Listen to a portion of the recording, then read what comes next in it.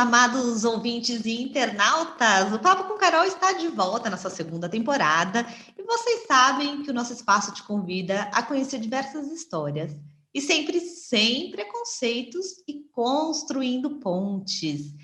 E o nosso convidado de hoje é especialista nisso, em construir pontes, em dialogar. Ele foi prefeito 3 vezes para São João da Boa Vista, deputado estadual por 2 vezes, foi secretário também do meio da agricultura. Me corrija se eu estou falando alguma coisa errada, hein, Nelsinho, que eu fiz aqui de cabeça. Nelsinho, Nicolau, muito obrigada por ter aceito o nosso convite. Pô, Carol, é uma satisfação muito grande para mim. Primeiro, pela admiração que eu tenho por você, né, como pessoa, como cidadã, como empresária, como gente.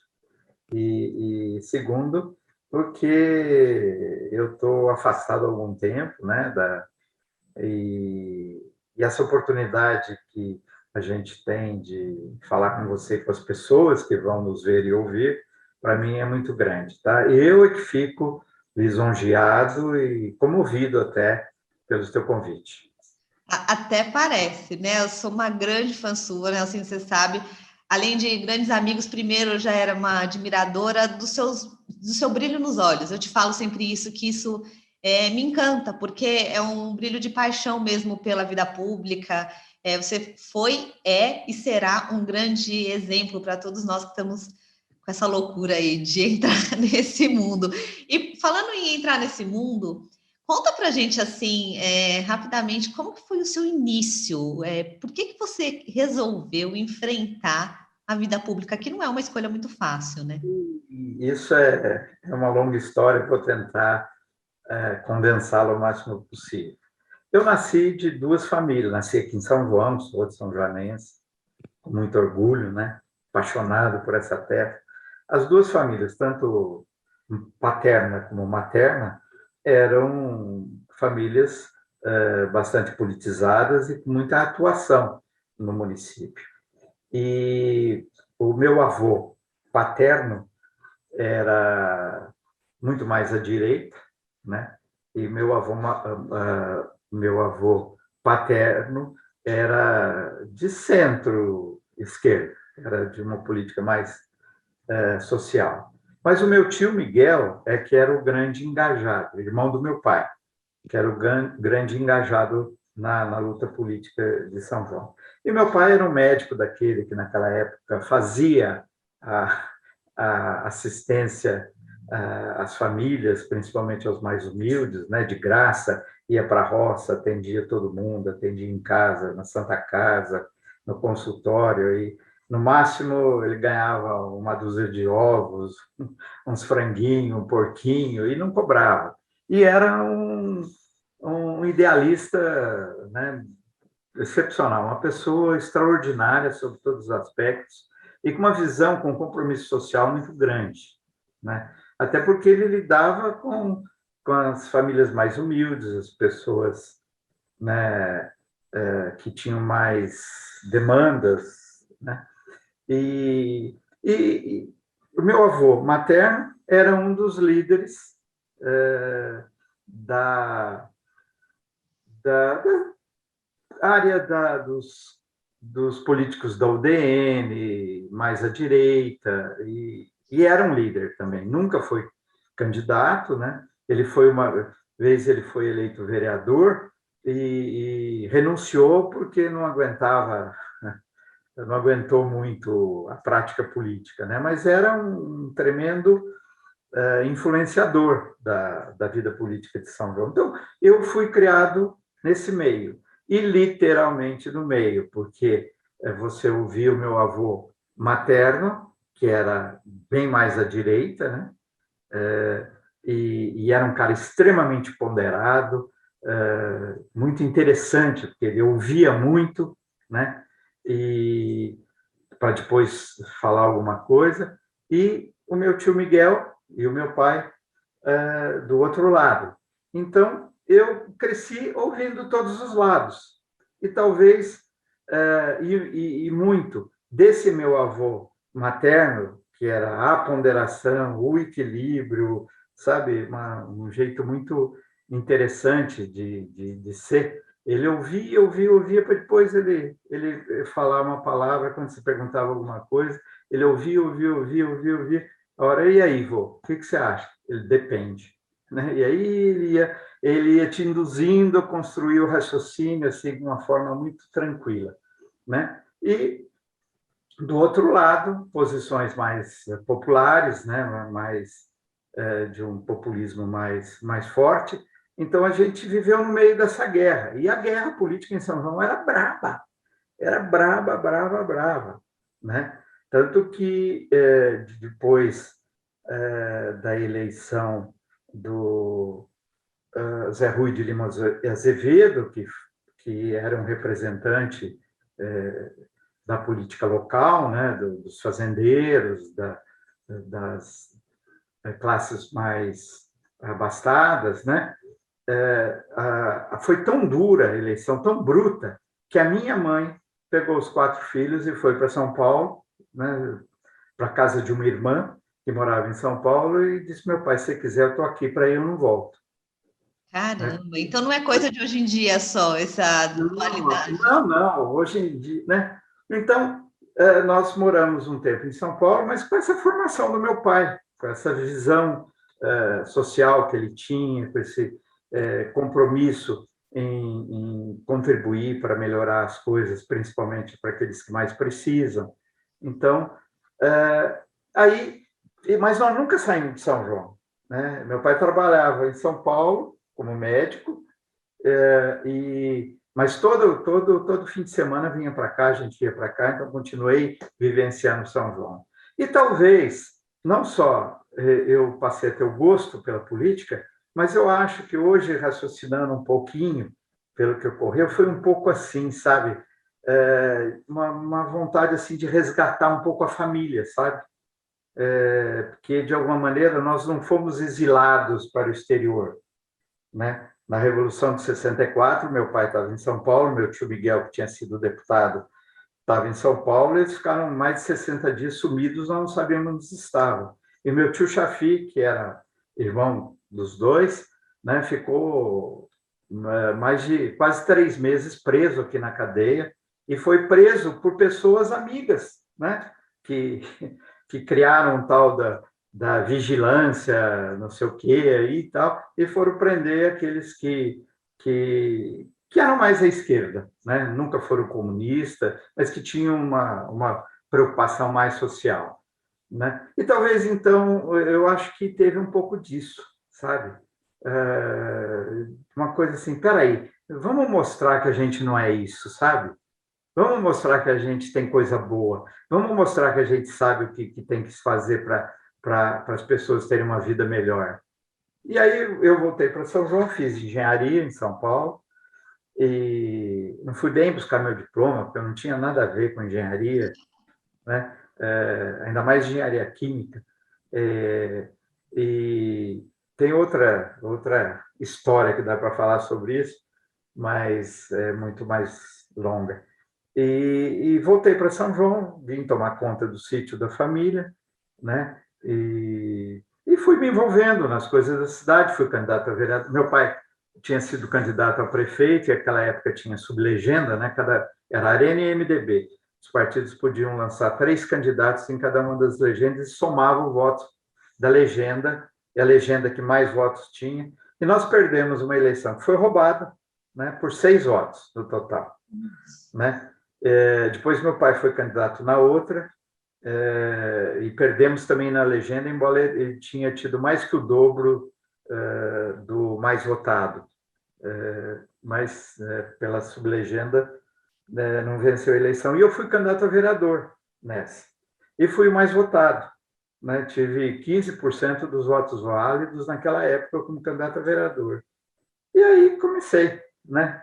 Juntamos uma molecada, principalmente jovens que estudavam fora e que queriam voltar para a cidade, não tinha espaço, e mais a moçada daqui e tal. Criamos o tal de Grupo Novo. Começamos a discutir São João, discutir os problemas de São João, de repente fui candidato e ganhei uma eleição. E aí pegou gosto e não saiu mais, né, Nelsinho? Eu acho que o gosto eu já tinha. E me fala assim, como que era São João daquela época?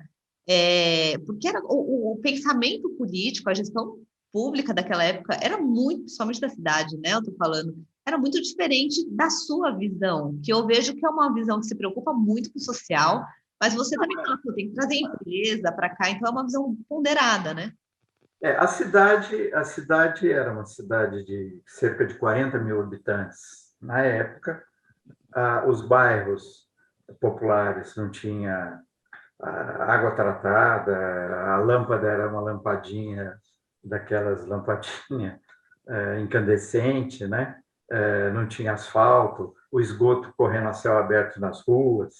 Era uma cidade com uma economia mais fundamentada na agricultura, né? E então você tinha poucas oportunidades, mesmo para os jovens de famílias mais ricas, e não tinha nenhuma oportunidade para as pessoas de renda mais baixa, né? Então, e era administrada naquilo que era convencional fazer a política. Por exemplo, quando eu entrei na prefeitura, poucas máquinas e equipamentos, caminhões, tinham prefeitura. E eles serviam a demandas assim pessoais, sabe? Ô, prefeito, eu preciso lá da máquina para planear o terreno que eu vou construir minha casa. Outro, ô, prefeito, eu preciso do caminhão d'água para levar água para minha piscina, sabe? E o pessoal lá da vida Nossa Senhora de Fátima, de Eufusa, vivia as meninas para vir para o centro da cidade, passear na Joaquim José, sábado e domingo, né? Tinham que vir com o sapato na mão, do Santo Antônio, mesma coisa. Vinham com o sapato na mão porque pisava no barro, tinha que lavar. Até quem vinha do Santo Antônio lavava lá no posto da família Ruiz, né? Lavava o pé com o sapato, porque era barro, né? Então, era uma cidade que crescia, uma boa cidade, mas ainda com um processo de exclusão social muito grande, né? E nós fomos mudando isso, e mudamos muito. Talvez eu tenha tido a sorte de perceber que o papel do prefeito é atender a sociedade, entender a população.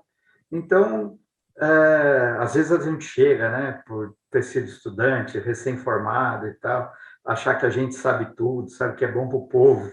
Então, aí, por exemplo, eu fiz uma reunião com a população lá no Santo Antônio e estou imaginando que a maioria das pessoas lá eram trabalhadores rurais que pegavam o caminhão cedinho para colher algodão na roça, saía, tinha que levantar 3 horas da manhã, fazer a comida, deixar pronta para os filhos, para a família, pegava o caminhão, voltava às 5 horas, 6 horas da tarde, quer dizer, deixava as crianças, né, com alguém, né? E nós estamos imaginando que as pessoas gostariam de ter uma creche, né? Então, nas reuniões de bairro, não, a creche a gente deixa com a avó, deixa com a cunhada, deixa com a vizinha, né? O que nós precisamos é dessas ruas asfaltadas, porque quando a gente chega em casa, quando é chuva, a molecada sujou a casa inteira de barro, a roupa suja de barro, nós temos que lavar tudo de novo, pisa na cama com o pé sujo de barro,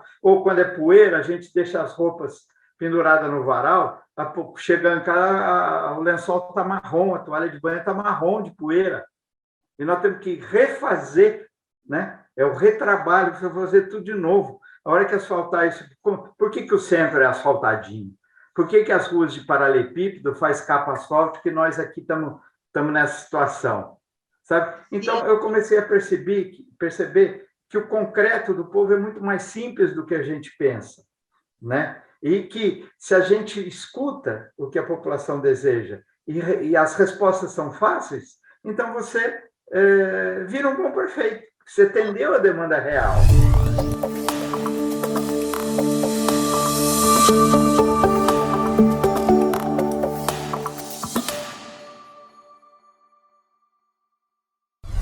Self-service com grande variedade de pratos e carnes e sobremesa de cortesia, o Panela Velha é o restaurante ideal. Para você que quer comer bem, não tem nada igual. Tudo isso em um espaço amplo e arejado. O restaurante Panela Velha está localizado na rua Floriano Peixoto, 84, no centro, em São João da Boa Vista. Consulte nosso prato do dia através do telefone 19 3622 2772 ou pelo WhatsApp 19 998 13 1390. Panela Velha, a sua melhor opção. O Instituto de Diagnóstico em Otorrinolaringologia é uma clínica planejada para proporcionar conforto e a melhor experiência para você e sua família. Contamos com uma excelente equipe de profissionais preparados para receber os pacientes da melhor forma possível. Oferecemos inúmeras especialidades para te atender. Problemas relacionados a ouvido, nariz e garganta, tonturas, zumbidos, exames otorrinolaringológicos em geral, cirurgias plásticas da face, preenchimentos faciais, botox e muito mais.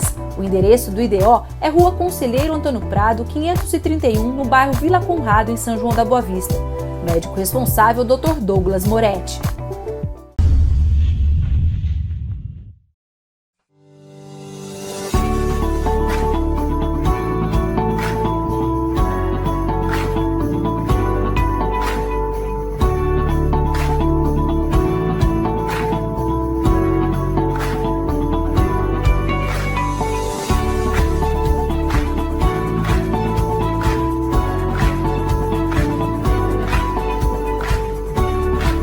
O melhor hambúrguer artesanal de São João da Boa Vista tem nome e sobrenome: Artesano Burger. Ingredientes selecionados para levar até você a melhor experiência gourmet do segmento.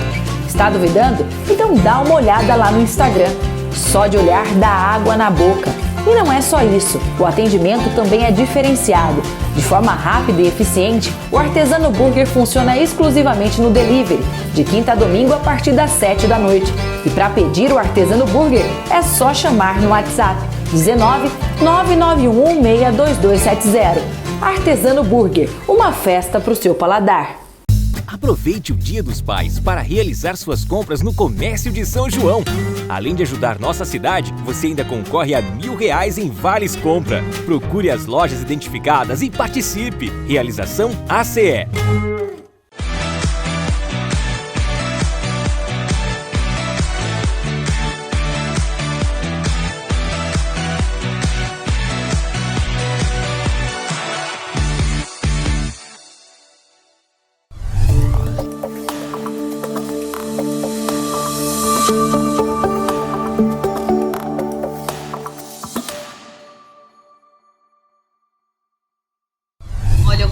Você contou uma história assim que foi praticamente a minha experiência quando trocou um chip na minha cabeça. Justamente isso que você falou.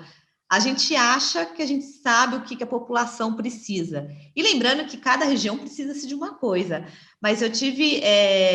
eu sempre trabalhei na Fundação Social da minha família, então com isso eu já pude sentir um pouco. Mas eu tive uma experiência na minha campanha que foi muito marcante para mim, que eu percebi que realmente o que a gente tem que fazer é estar lá no chão e conversando sempre. Exatamente. Eu fui em Paraisópolis, em São Paulo, e a gente achando que o que as mães queriam era uma escola melhor para os filhos. Mas eu estou falando Paraisópolis porque é o extremo da pobreza. E quando a gente chega lá, eles falam, a gente quer um teto na cabeça e comida no prato, o resto a gente se vira. Aquilo, para mim, foi um tapa na minha cara, assim, porque a gente tem que ouvir, né? Exatamente. Eu até cunhei uma palavra, né, que o bom político tem que ficar rouco de tanto ouvir.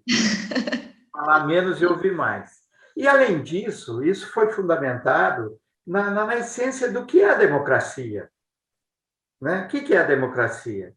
A democracia é um processo de organização política que deve responder à vontade política da sociedade, das pessoas, dos grupos sociais, das organizações sociais, do indivíduo. Né? É o governo do povo para o povo. Né? Então, por que você vai sentar no gabinete e achar que você que sabe o que é bom para o povo? O povo é que sabe o que é bom para ele. Então, logo de cara, nós começamos a provocar, com essa reunião do Santo Antônio que eu contei, nós começamos a provocar que as pessoas aprendessem a exercer seu poder de pressionar, de falar o que quer. Então, eu estava na rua, eu era o Nelsinho, né? Sempre do mesmo jeito, botina, calça jeans, né? Que eu a vida inteira trabalhei no sítio. Eu era o Nelson. Virei prefeito, alguma pessoa às vezes me encontrava em algum lugar, um evento, ou na rua, ou em casa, batia na porta. Ô, doutor Nelson, sabe, nós estamos precisando disso, como é que a gente faz? Peraí, você até ontem me chamou de Nercinho, por que você vai mudar agora? Eu percebi que havia assim, um processo que não era natural, não, era meio proposital, de criar uma barreira, sabe, entre quem toma as decisões, quem governa, e o povo, sabe? Então, eu percebi que tinha que quebrar essa barreira de novo. Por quê? Por que doutor Nelson? Por que eu virei doutor Nelson? Se eu sempre fui o Nelsinho, jogando bola no Reio, nas roças, nos bailes, passei, só porque eu virei prefeito. Então, nós iniciamos um processo de desmistificação da figura da autoridade, sem perder o respeito, a responsabilidade, sabe? Com muito trabalho, mostrando efetivamente trabalho, dedicação, mas começamos a provocar alguém. Nelson, nós estamos querendo. Você quer que eu faça um abaixo-assinado? Não, você vai fazer uma reunião lá na tua rua. Sabe? Começamos a criar um sistema de reuniões de bairros, aí organizamos isso, e chegamos, já no primeiro ano da gestão, ao orçamento participativo, que era uma coisa inédita no Brasil. Né? Foi aqui em Lages, em Santa Catarina, com o Dirceu, lá em Lages. Né? E a gente fazia 16 reuniões no primeiro semestre e 16 reuniões no segundo semestre, fora os contatos e de outras formas, nas escolas, dos eventos e reuniões específicas, para levantar as demandas de cada bairro, de cada setor. Depois, nós juntávamos representantes de cada uma dessas reuniões para elaboração do orçamento final. Chegou a maravilha talvez, parece que foi no penúltimo ano da minha gestão, da primeira vez, que faltava um pouquinho para completar a lista da demanda toda de todos os bairros. Né? Levanta um rapaz, o apelido dele era Reforço. Né? Levanta o reforço, assim, ó, olha aqui, quanto que é o imposto? Não é tanto? Estava lá o valor do IPTU, tá? Olha lá, se você aumentar 1% do IPTU, não vai matar ninguém? E dá para fazer tudo. Olha que maravilha! Tem coisa mais bonita que isso? Então, com isso, nós conseguimos, efetivamente, com essa posição, né, de priorizar com políticas públicas quem mais precisa do poder público, né, nós conseguimos esse processo de desenvolvimento de São João, como uma cidade com essa qualidade de vida que tem, né, asfaltando todos os bairros na época. Né? Corremos atrás da Sabesp, principalmente com o governador Paulo Egídio, e depois com o próprio Maluf, né? E conseguimos o que tem hoje aqui, 100% de água tratada, 100% de toda a cidade servida de água, de esgoto coletado e esgoto tratado. Isso é incrível. Construímos escolas, equipamentos, democratizamos o acesso ao esporte e lazer, não tinha, sabe? Você só tinha esportiva, sabe? Com equipamento de esporte, construímos em todos os bairros. Né? Criamos, isso foi fundamentado muito na experiência do meu pai. Quando o tio Miguel foi prefeito, e meu pai era médico, ele era chefe do Sandu. O Sandu era a estrutura médica dos institutos de previdência de trabalhadores, de professores, etc. e tal. Tinha o Sandu, que fazia a atenção para os beneficiários dos institutos. Né? Meu pai levou a ideia para o meu tio de, com o suporte de recursos da prefeitura, começar a atender a população inteira, independente de ser previdenciário ou não, inclusive na zona rural. Então, ia de ambulância nas casas atender. Tá? Então, quando nós entramos na prefeitura, ainda não tinha o SUS. É isso que eu ia te perguntar, isso foi antes do SUS, né? Nós criamos um embrião do SUS aqui em São João. Caramba. Você sabe, criando uma estrutura. Vocês fizeram toda uma unidade de saúde, né? Exatamente. Com a ajuda do doutor Benedito Vistim e o doutor Minghini, que infelizmente faleceu, mais o doutor José Eduardo Passos Jorge, que era de Piracicaba, e tinha essa visão da medicina, né, de socializar o acesso, de democratizar o acesso à saúde, né, de universalizar a atenção à saúde. Nós criamos as unidades de saúde, né, a central, inclusive no Bairro Alegre e no Pedregulho, na época, né? E depois fomos criando, depois veio o Beraldo, o doutor Gastão, o Vanderlei, mais recentemente, e criamos toda essa estrutura maravilhosa que nós temos em São João da Saúde. Para quem está nos assistindo e não conhece São João, realmente é um polo incrível de saúde, e isso vai trazendo outras coisas, né? Vai trazendo universidade, vai trazendo várias clínicas. E outra questão que eu queria pôr para você, Nelsinho, você falou de bastante projetos aí que vocês fizeram, você foi uma pessoa que implementou muito projeto, pegou o projeto que já estava sendo feito, fez projetos seus, encaminhou alguns, e um projeto muito importante, mas polêmico, super polêmico, é o da represa. E que, inclusive, na sua última gestão, você falou que ia fazer de tudo para essa represa sair do papel, né? E agora a gestão atual parece que não tem a mesma visão. O que você acha que vai acontecer? Veja bem, você tem várias questões que envolvem essa situação da represa. Primeiro, a represa era uma demanda da população. Todo lugar que você ia, olha assim, você vai fazer represa. Olha assim, você vai fazer represa. Lá atrás, quando eu entrei a primeira vez na prefeitura, eu também tinha um sonho de represa. Uma coisa que valoriza a cidade. O doutor Rajé Adib tinha um projeto, só projeto de topografia e desenho da represa, e que até o Rudinei Fracaro, que foi um grande companheiro também, que infelizmente faleceu, que como topógrafo desenhou a represa, né? Fez a planta da represa. E essa represa era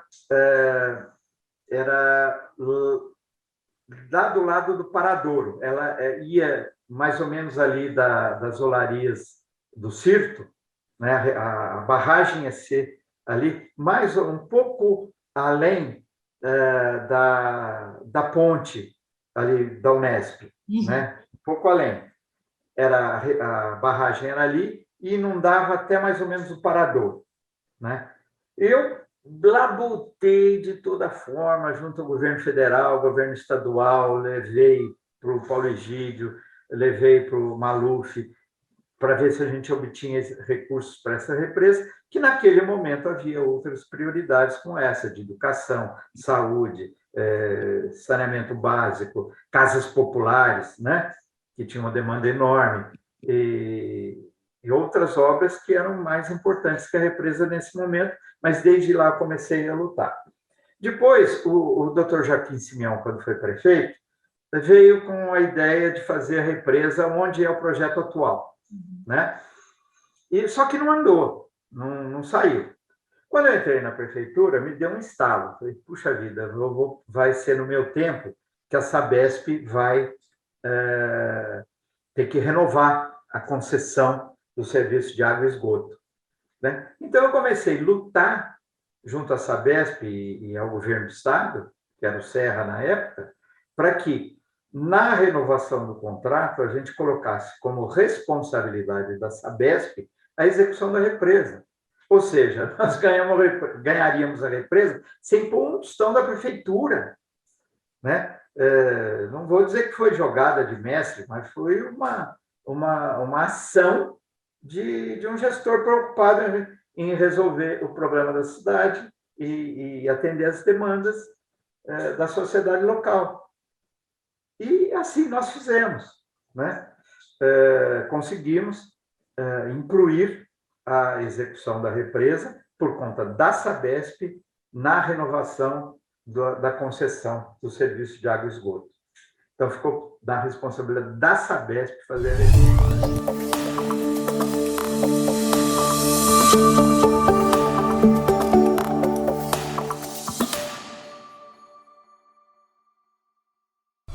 Nada como o sabor de uma pizza assada no forno a lenha. Acompanhada de um chopp Brahma gelado é ainda melhor. E não é só isso. Só no restaurante Choperia Casarão você encontra opções variadas à la carte disponíveis no cardápio todos os dias. O restaurante Choperia Casarão está localizado na Rua Prudente de Moraes, 67, no centro, em São João da Boa Vista. Você também pode receber as delícias do Casarão na sua casa. É só ligar 19 3633 4426 ou pedir via WhatsApp 19 984580594. Vem pro Casarão! No começo foi estranho, mas agora usar máscara já virou hábito, virou até moda. Cada um usa de um jeito, do seu jeito. Tem máscara que combina com a roupa, com a cor do cabelo ou com a cor dos olhos, mas todas combinam com proteção, com saúde, a sua e a dos outros. Continue fazendo sua parte. Fique em casa. E sempre que precisar sair, use máscara. Máscara salva vidas. Vem pro digital, um combo imperdível, um combo sem igual. Combo digital só na Conexão. É tudo fibra. É internet mais streaming de filmes e séries por R$ 49,90 nas 3 primeiras mensalidades. Conexão. Aproveite o Dia dos Pais para realizar suas compras no Comércio de São João. Além de ajudar nossa cidade, você ainda concorre a R$1.000 em vales compra. Procure as lojas identificadas e participe. Realização ACE.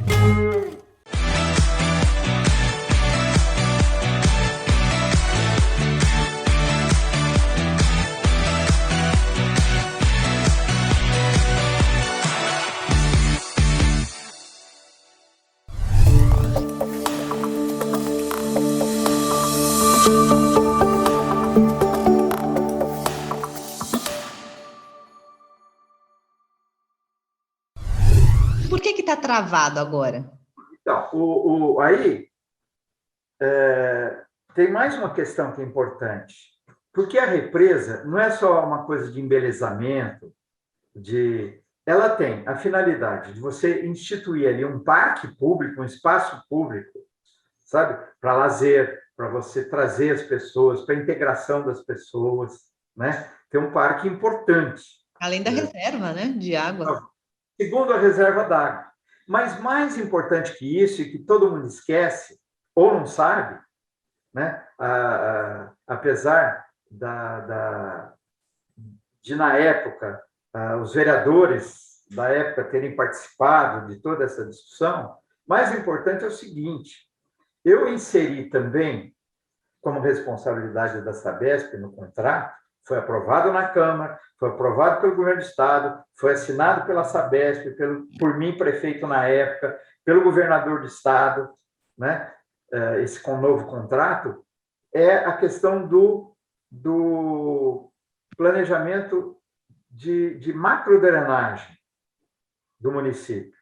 Ela, além dessa questão do parque, da reservação de água, ela é fundamental para você ter o regulamento das enchentes, a regulação das enchentes em São João.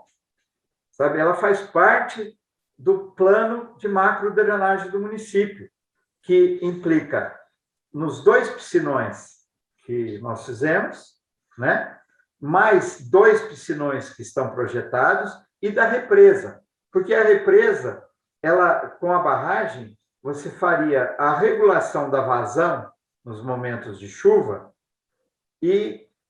porque o Rio Jaguari, quando ele enche, ele, além de inundar toda aquela área desportiva e tal, ela represa o Córrego do São João e o Rio da Prata. E aí ele dá o coice para trás, onde ajuda a das enchentes. Então, era fundamental, além dos 2 piscinões que nós fizemos, né, construir os outros 2, e a represa também é um elemento importantíssimo para a contenção das enchentes. Bom, E isso, infelizmente, é triste dizer, mas é verdade. Ao final da minha administração, a Sabesp tentou dar o tumé em nós e tentar me convencer a receber o valor que seria investido na represa para a prefeitura fazer outras obras, e ela percebeu que a represa ia ficar mais cara do que ela pensava. Mas não tem nada com isso, assinou o contrato é para valer. Então, o contrato não é para valer? E eu briguei. Aí eu saí da prefeitura, eles bateram em cima do Vanderlei. O Vanderlei teve uma reunião logo lá no começo da gestão dele com a Sabesp, e ele me convidou, fui eu, o Rubão, que era o diretor de planejamento, que foi funcionário da Sabesp, e a doutora Ellen, que era do jurídico da prefeitura no meu tempo, que fez todo o embasamento dos contratos, ela sabia na ponta da língua cada vírgula do contrato. E eles colocaram, olha, seguinte, por isso aqui e tal, nós não vamos fazer a represa. Eu perdi, uma das poucas vezes que eu perdi a calma. O Vanderlei ficou até sem graça, coitado, ele muito educado, né? Eu subi na mesa. Eu pensei que tivesse assinado o contrato com gente de caráter e não sei o quê e tal, mas aí conseguimos mudar a cabeça da Sabesp. E aí o Vanderlei foi, ao longo do tempo, brigando porque é demorado essas coisas, né? Para licença ambiental da CETESB. E aí a CETESB fez umas certas exigências, houve alteração do projeto, na questão de cotas, etc. e tal, mas saiu a licença ambiental. E a Sabesp negociou com a prefeitura que, ao invés da Sabesp gerenciar a construção da represa, né, ela passa o dinheiro para a prefeitura fazer. Então, o Vanderlei, no final da gestão dele, estava tudo isso arrumado, aprovado pela Câmara, ele chegou a fazer a licitação para começar a obra. Mas, infelizmente, uma das empresas que não ganhou, entrou na justiça para tentar anular a licitação, né? Aí parou, né? Parou, e eu não sei como é que está. Agora a gente tem que vir torcer para desenrolar, né? Por isso que a gente fala o tanto de burocracia que infelizmente tem, né, Nelsinho? Bom, a gente falou muito aqui sobre questões sociais, né, Nelsinho? Acho que você é uma pessoa que tem uma visão de diagnóstico das necessidades sociais muito aguçada. Agora, com a pandemia, a situação, a complexidade social do nosso país aumentou, né? O problema ficou pior. O que você diria que é um projeto de governo, principalmente municipal e estadual? Vamos pensar mais aqui no nosso canto, no máximo estado de São Paulo, mas pensando mais em nossa região de São João da Boa Vista. A situação, com especificidades e características diferentes de cada local, no geral é a mesma, né? Eu acho que a primeira coisa que nós temos que fazer é acabar com esse ódio das mídias sociais, dessas frases carimbadas que o chefe falou, sabe? E começar a parar com essa coisa dessa guerra maluca que está por aí nas redes sociais e juntar todo mundo. Eu não vejo outra forma. Independentemente de ser de direita, centro, esquerda, eu tenho convicção que há consenso em relação a algumas questões básicas, sabe? Que por exemplo, você criar oportunidades para que as pessoas tenham uma vida mais digna, que as pessoas possam comer, sua casa própria, ter um emprego, educar seu filho, criar oportunidades de trabalho para as pessoas. Isso é bom para os ricos e para os pobres, tá certo? Não há conflito de interesse. Então, eu acho que a primeira coisa que precisava é mais harmonia, sabe? É juntar as pessoas que estejam preocupadas com a cidade, preocupadas com o Estado, preocupadas com o país, E, gente, do jeito que está, não pode ficar. Nós temos, gente, o país é riquíssimo. E nesse país riquíssimo, nós temos 19 milhões de gente passando fome. 14 ou mais milhões de pessoas desempregadas. Nós temos 52 milhões de pessoas tendo que viver com, no máximo, 436, por aí, reais.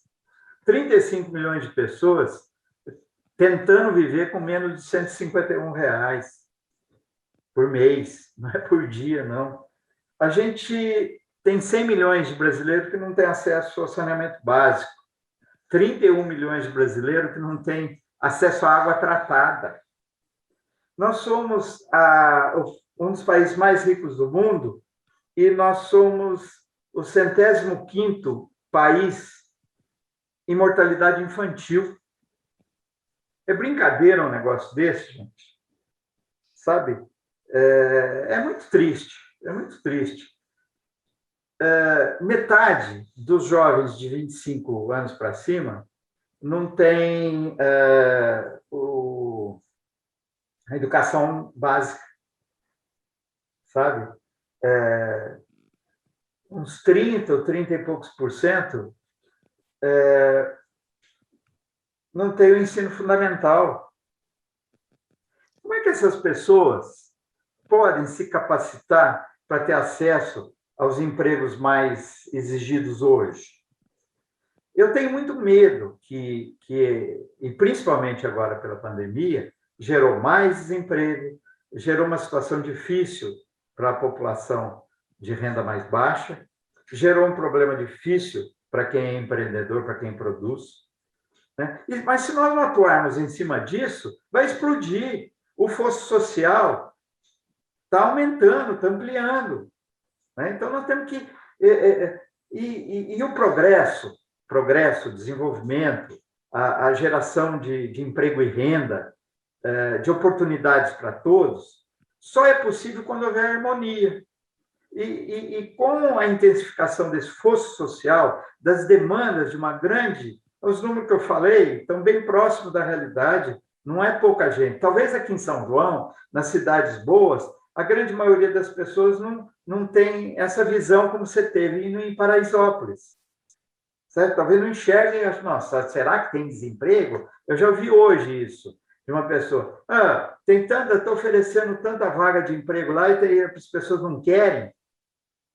Nelsinho, o que eu recebo de mensagem no WhatsApp, porque eu deixo sempre meu celular aberto para todo mundo, de gente pedindo comida, Nelsinho. Antes, assim, sempre me pediam muito emprego, mas estão me pedindo comida, de cortar o coração. Exatamente. Então, agora, o que é preciso? Juntar todo mundo, independentemente de partido, de posição, e ver aquilo que é consenso, sabe? E bater duro para resolver, com seriedade. Isso não é ser de esquerda, não é ser é ser cristão, no mínimo. E se não for por um pensamento ideológico, de amor ao próximo, de solidariedade humana, que seja por pragmatismo. Por quê? Você só vai conseguir viver bem se todo mundo estiver vivendo bem naquele ambiente. Senão, vai aumentar a insegurança, vai aumentar a violência, né? E você pode viver bem num ambiente desse? Então, nós temos que cuidar disso e logo. Não, sem dúvida. Você acabou de falar uma frase que minha mãe me fala desde que eu sou pequenininha, né? Assim, ela fala assim, não adianta a gente estar bem, nosso vizinho não está. E aquilo ficava na minha cabeça, me martelando, e você acabou de definir em poucas palavras o porquê, né? E pensando em políticas públicas, a desigualdade social e o teu vizinho estar mal quer dizer mais gasto público com ele, mais problema para a sua segurança, mais problema para a tua empresa que não vai ter profissional capacitado. Isso pensando de forma pragmática, nem pensando na qualidade de vida que é o principal, né, do cidadão. Isso que eu disse, se não for por um sentimento cristão, de amor ao próximo, de solidariedade, seja por pragmatismo. Olha, eu tenho que contribuir para o ambiente ficar bom, senão eu vou ter que andar de carro blindado, eu não vou poder sair na rua, não sei o que. Que é isso, gente? Sabe? Então, eu acho que tem que ter essa união. E eu acho que tem algumas questões básicas. Primeiro, temos que ter programas de compensação para as populações de programas de governo, sabe? Seja, não importa se é ampliar o Bolsa Família, se é programa de renda mínima, mas nós todos temos que contribuir para que as pessoas que estão excluídas hoje tenham a oportunidade, pelo menos, de comer, né? Depois de ter uma educação que o qualifique para os empregos que se oferecem, né? Uma reforma tributária que seja mais justa. Eu acho que a nossa base tributária é no consumo, então ele é um imposto tremendamente regressivo. Quem compra uma caixa de fósforo, seja pobre ou seja rico, paga o mesmo imposto. O governo arrecada o mesmo imposto do pobre e do rico, que está embutido no preço da caixa de fósforo. Isso não é justo. Então, nós temos que ter uma política tributária com o pé no chão, que incentive também o empreendedor, que incentive as empresas a investirem, a gerar emprego, tá? Que tenham essa segurança que o país vive em harmonia, que tenha segurança política, né, para poder investir, para poder vir capital externo. Ontem eu vi no jornal a internalização a vinda de capital foi a menor dos últimos 5 anos, né? Então é meio complicado.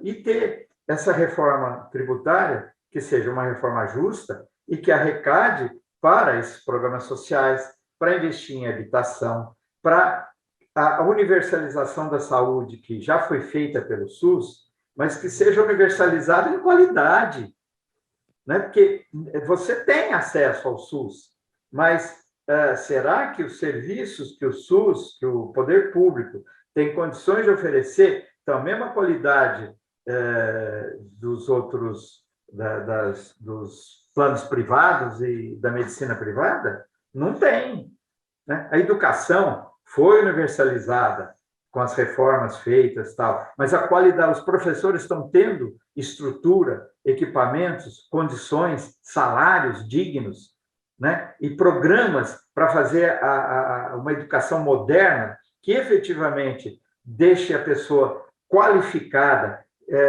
culturalmente evoluída, para poder enfrentar o mundo moderno e buscar seu emprego, sua oportunidade de trabalho, né? Então, eu acho que essas coisas são consensuais. E não fica com guerrinha, porque não dá.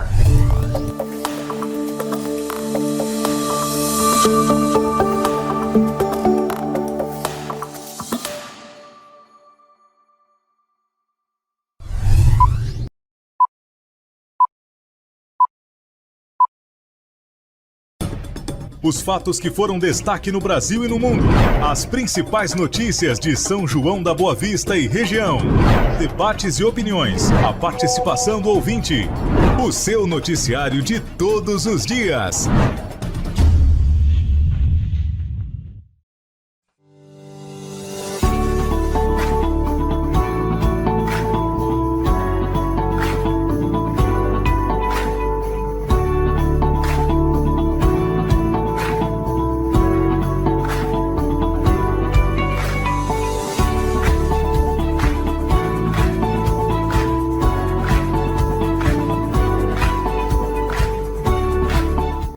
O Instituto de Diagnóstico em Otorrinolaringologia é uma clínica planejada para proporcionar conforto e a melhor experiência para você e sua família.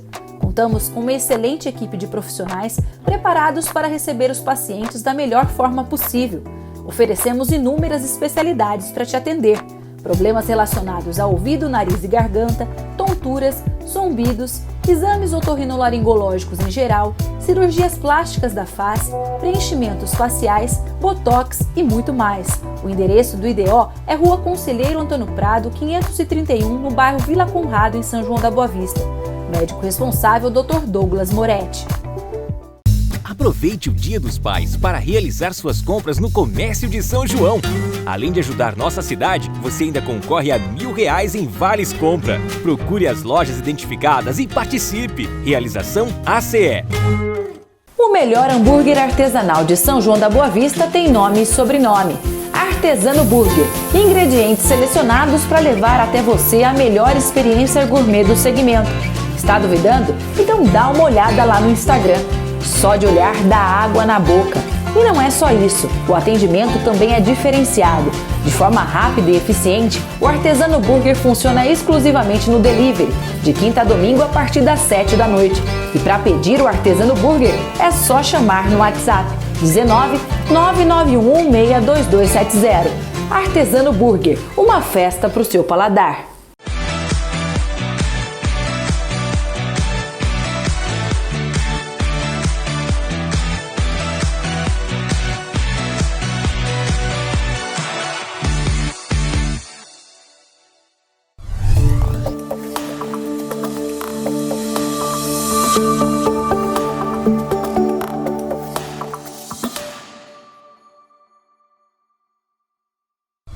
Todos esses pontos que você está colocando, Nelson, muita gente que é muito de direita, é mais extrema, assim, não entende que é isso que vai fazer com que a prosperidade econômica aumente, com que o rico consiga investir mais.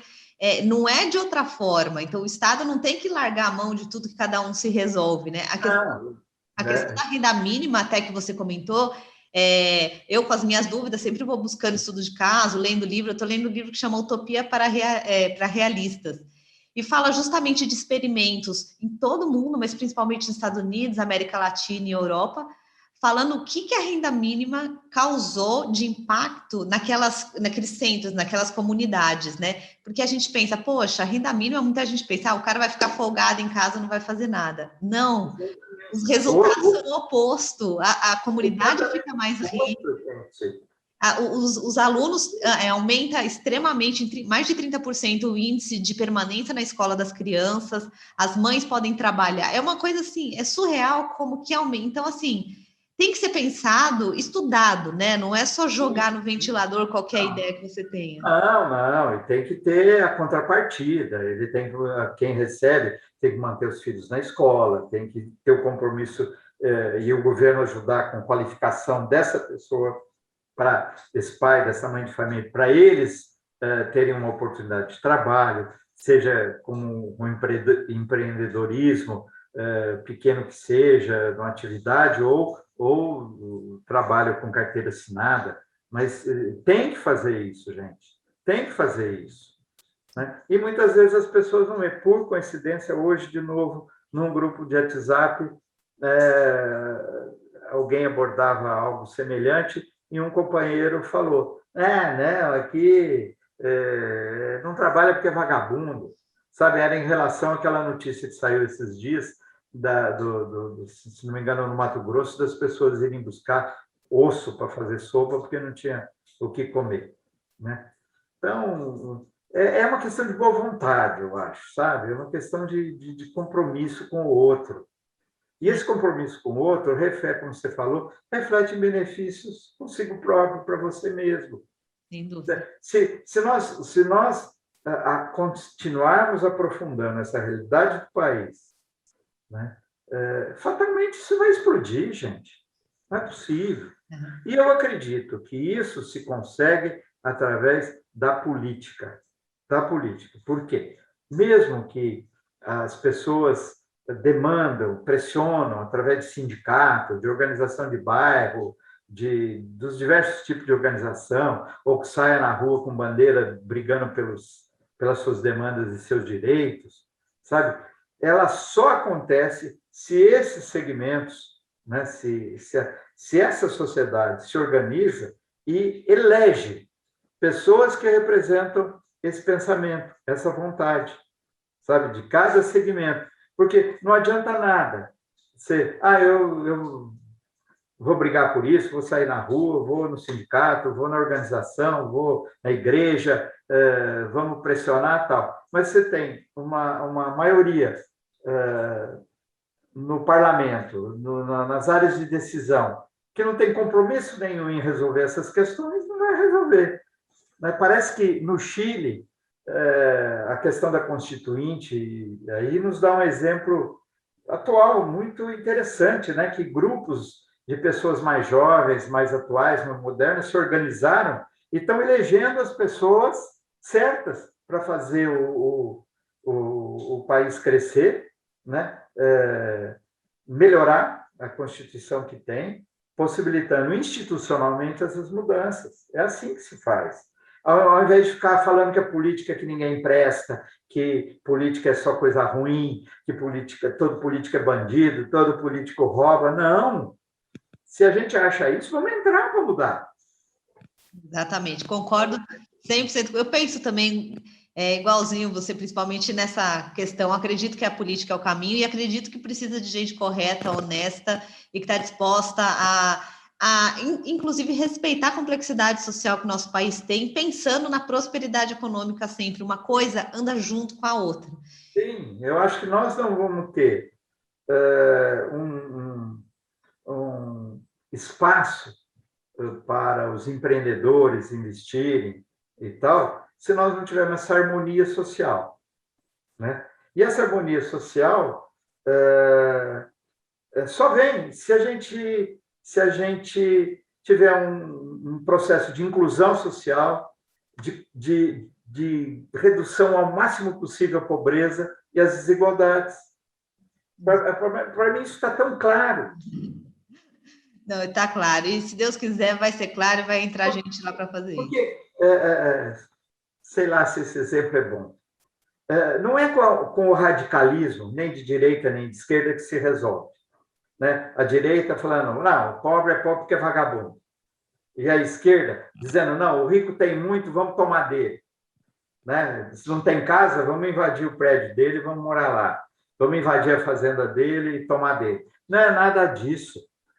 Não é nada assim, não se constrói nada assim, vira uma guerra. É uma loucura e não se resolve absolutamente nada.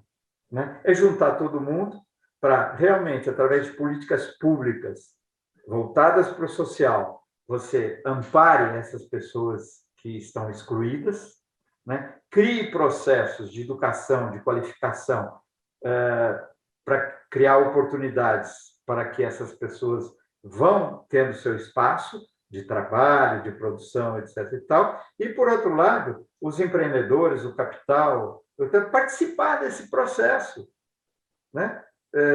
De uma forma, tem várias formas, inclusive através de uma reforma tributária mais justa.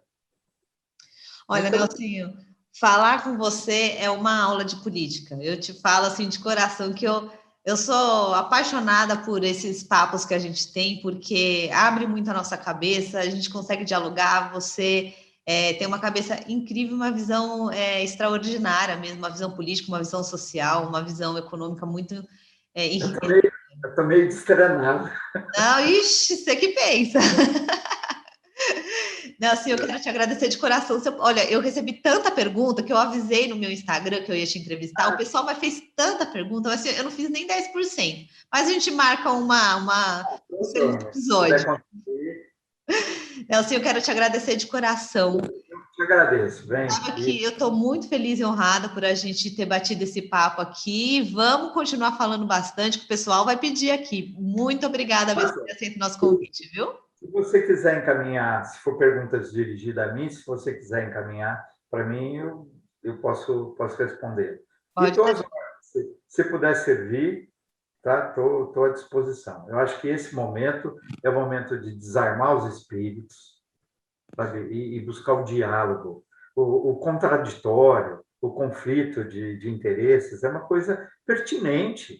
Né? Ai, se todo mundo fosse igualzinho, seria horroroso esse mundo, né? Mas eu acho que a gente tem que desarmar os espíritos e dialogar, sabe? Debater as questões com seriedade e através do contraditório que se constrói o consenso e o caminho das soluções, sabe? Chega dessa briga boba que ocorre principalmente nas redes sociais, porque fulano Se o fulano comprou um carro vermelho, é comunista. Se ele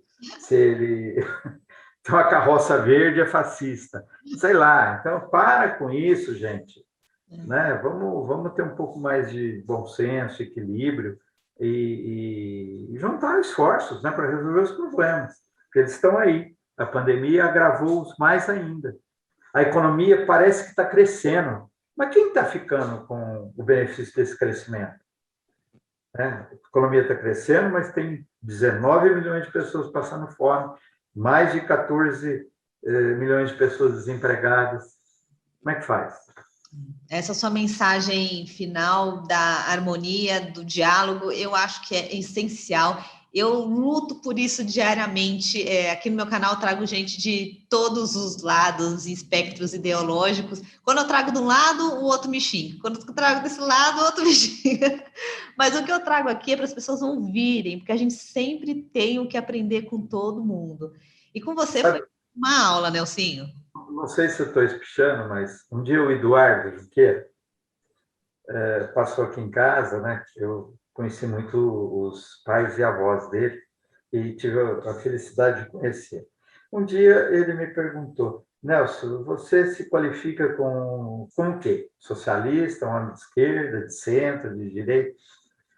Eu, pensei bem e respondi: eu acho que eu não sou de ir na igreja, não sou fanático religioso, mas eu me baseio a minha conduta naquilo que Cristo deixou escrito para nós, que nos ensinou, sabe? Nós só vamos construir uma sociedade mais justa, um mundo melhor, a partir do momento que todos viverem bem. Nenhum agrupamento, isso Santo Agostinho dizia, nenhum agrupamento consegue ser feliz se tem um elemento nesse grupo que não está feliz. Né? E se você não tiver, não é uma coisa romântica, boba, não, é uma questão até prática. Né? É uma coisa de ter respeito com as pessoas, ao próximo, solidariedade, sabe? Você entra na vida pública é para isso, né, Nelsinho? Exato. Deveria ser, pelo menos. Mas olha, o nosso tempo acabou. Eu entrei por isso. Exatamente. E eu também gosto de política porque eu acredito nisso. Nosso tempo, infelizmente, acabou. Se eu pudesse, eu ficava horas conversando com você, sabe disso. Quero te agradecer de coração e vamos nos falando, porque, se Deus quiser, a gente vai arrumar nosso estado, nossa cidade e vai melhorar, se Deus quiser. Obrigado pela oportunidade, viu? Eu que agradeço, Nelsinho. Fica com Deus, um abraço e conte com a gente sempre aqui. Tá, obrigado, bem. Um beijo. Um beijo, tchau, tchau. Tá.